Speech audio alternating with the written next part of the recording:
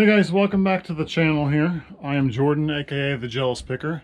We're gonna do another pickup video here, so let's go ahead and get started. So here on the table here, we have a box. This was I ordered some stuff last week. I bought some stuff off a guy on Facebook, and we'll be going through that. And then I got some pickups here on the table. So let's start with what's on the table, and then we'll go over to the box. First thing is as you're going to see, most of this is video game stuff. I do a lot of buying and reselling online with video games, because for me, it's what I know the best. So I can buy stuff, I can resell it at a higher price. I just know what to pick out, basically. And I'm also a collector as well, so there's a good chance that sometimes when I buy some of this stuff, I want to buy it cheap because I'm keeping it for myself, as well as reselling on eBay and Mercari, Facebook Marketplace, just really anything. So I do more than just these pickup videos. I do dumpster diving videos. I'm going to be doing eBay how-to videos, Mercari how-to videos in the future. So just, if you like the content, subscribe, like, share, and subscribe, I should say. Let's go ahead and get into the pickups here. So the first one here is got a copy of Ridge Racer Type 4. Now I'm going to tell you what the sticker price on the stuff, and then I'll tell you what I paid for it, because the sticker price isn't always what I paid for something. So I paid $8, or I'm sorry, that is stickered for $8. It's complete. It has both the bonus disc and the manual. I'm not going to open up everything because it is kind of a pain to open up stuff with one hand. Then we have Looney Tunes Cheap Raider. Sticker price on that $18. That is also complete. That's like a north of a $30 game. So to get that, for that to be priced at $18 is an absolute steal. Here we go on the Mortal Kombat Mythology Sub-Zero. This is a game that for whatever reason here recently has just skyrocketed. They had it marked for $20. I just listed that online on eBay for $47.99. So I've sold, I think this is my 5th copy that I've had in the last 3 weeks. And so here we go with the glare. It's a hot Mortal Kombat 4, Mortal Kombat Sub-Zero on PS1 really sells. If there's something that I'm like, if I know a lot about anything, it's definitely PS1 games. So those were all from one store, and they were priced at $8, $18, and $20. I got those at those prices, and they took $5 off since I bought multiple games. So I paid, let's see, 38 plus, would it be 3?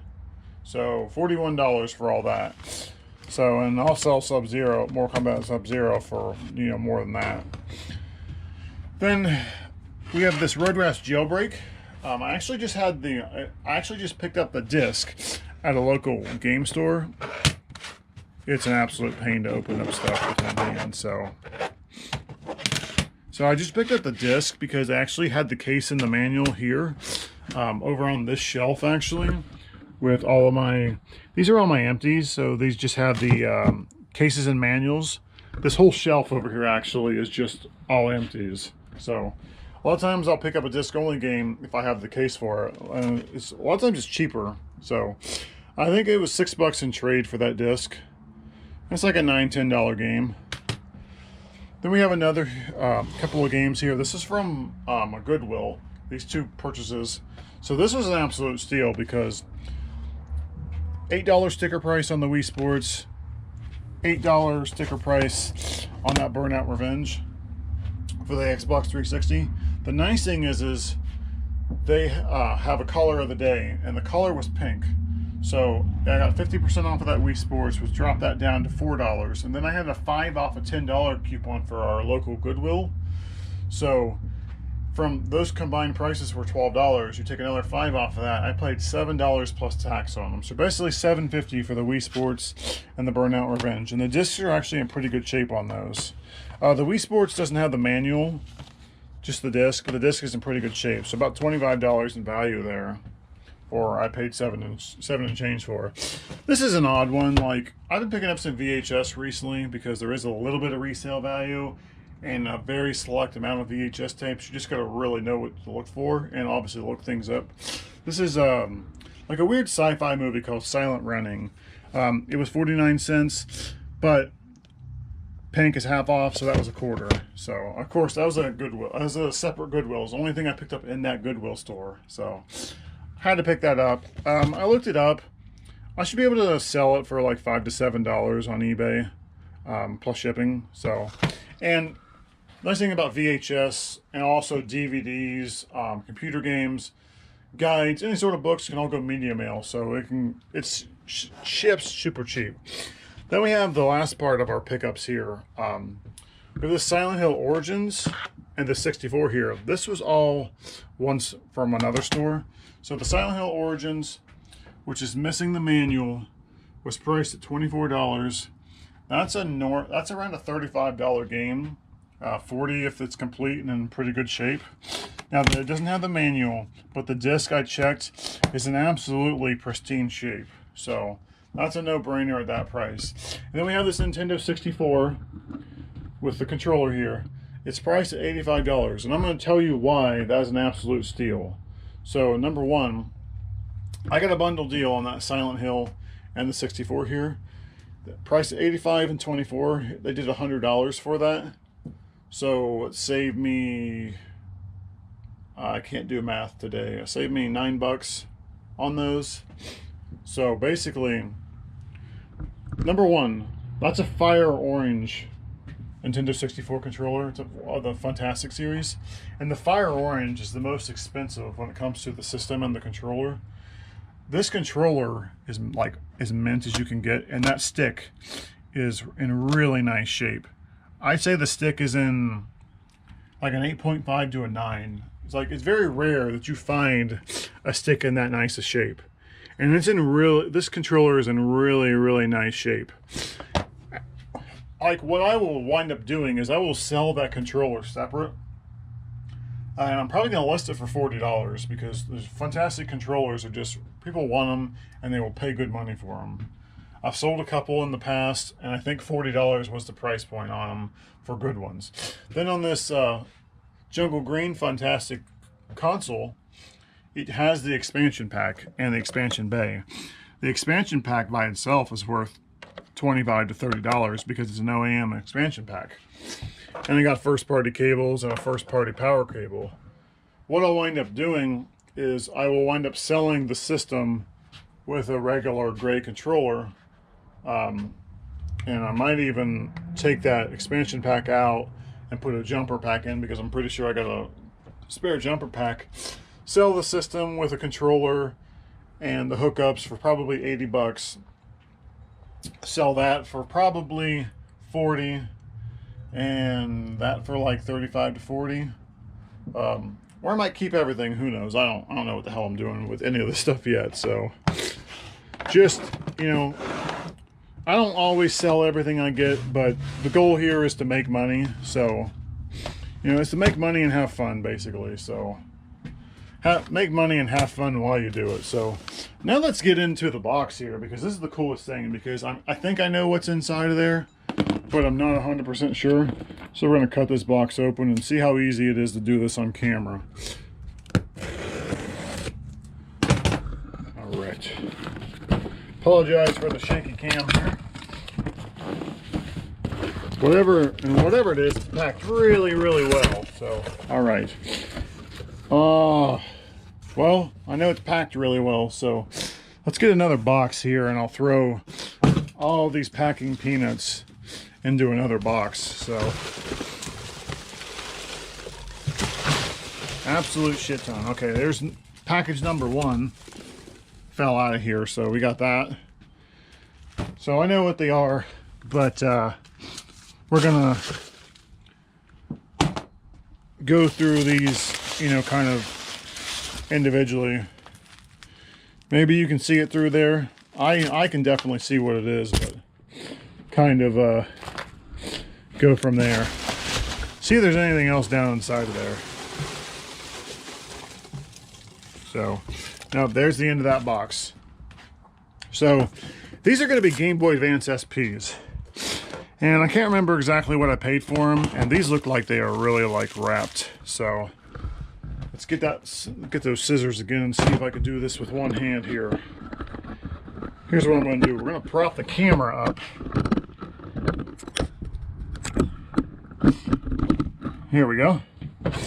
And I'm going to cut into this, and want to be careful because I obviously don't want to damage what's down inside of this one. So keep going here. I should have a box cutter. I do in the house. I just don't know exactly where it's at. So that's why I'm using, you know, a pair of scissors. So first thing we got here is this nice like pearl blue AGS 101 Game Boy Advance. Now it's got a decent amount of scratches and some wear. See if it turns on without. Yep. Let's try that again. Let's turn it on with try the sound on. 1, 2, 3. There we go. Yep. Screen's perfect on that. And I thought, yep, and there's a charger here. Looks like it's a generic charger. Nope, it's a first party charger, so that's awesome. Not sure if you can see that on camera or not. So, nothing else in that packaging. Let's get into the next bubble wrap thing here. So, this is the one I'm really pumped for. I mean, this is nice, but it's got a little bit more wear than I thought, unfortunately. That's going to affect the value. With it being a 101, people will buy it still, but I was really hoping that that blue one was going to be like, could have been my personal one if it would have been in a really nice shape. But unfortunately it isn't, so. Ripping in here. I like the fact that this was bubble wrapped really, really well. You know, you definitely am not going to complain about how well this is wrapped.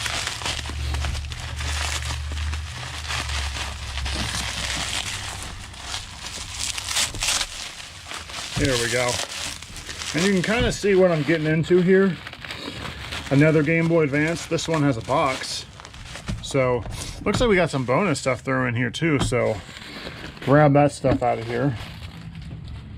So, let's start with the bonus stuff because it's already right here. We got a Caesar's Palace 2 Game Boy Color manual. We got a compact video game system manual. That might be the manual that actually goes with the box there. And we got a Pokemon manual for, not exactly sure which one this is for. It looks like it's probably missing the front page. Is this for blue and red possibly? It must be. Yeah, I would imagine this is for Pokemon red and blue. Yeah, this is for the red version. And I would imagine it's missing at the front page, just from the looks of it. So I'll have to look up online and see if that is. Then we get into the pink GBA. Now with a brighter black lit screen. As you can see here, it is the 101 as well. So we'll open this sucker up. And you can see it's got the charger, it's got the system in there. See if we can slide that down and out of here.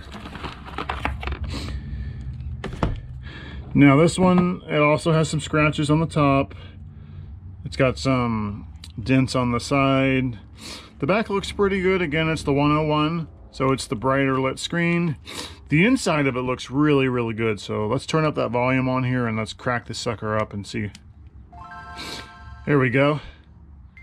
That sounds really well, and the screen's perfect on that. Let me look behind here and see if I have a GBA game that we can test that on. Actually, I do have a GBA game, so let's test both of those systems real fast. So we have this Charlie and the Chocolate Factory GBA game. We'll throw that in, and we will test this out. See, well, I know they work, but we'll go from here. Let's see here.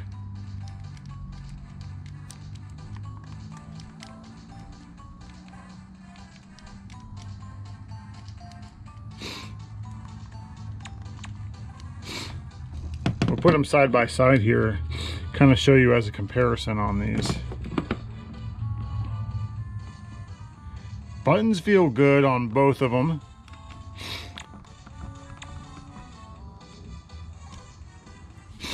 All right, so let's go ahead and pop that game out, and let's pop it into this one real fast.